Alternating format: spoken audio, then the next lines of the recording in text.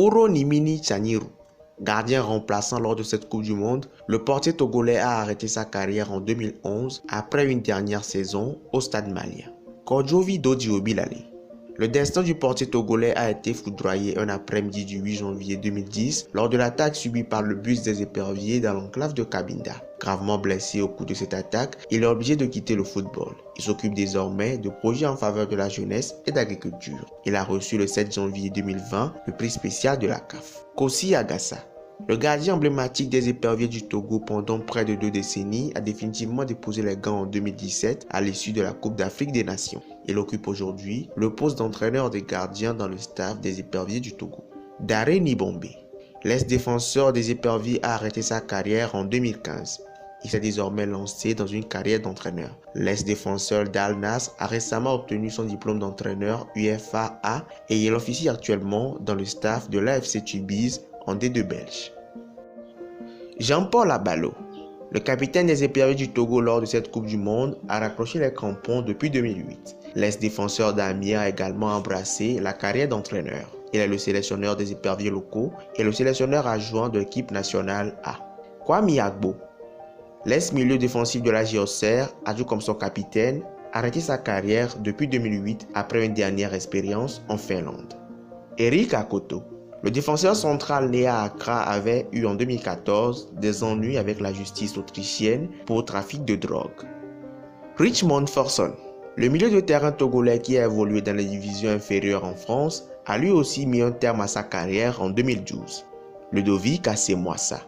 Le latéral gauche togolais a mis un terme à sa carrière de manière prématurée en 2008 à cause des blessures. L'ex-joueur de Grenade s'est depuis reconverti comme entraîneur. Il est actuellement le coach de l'équipe réserve de Lyon-La Duchère.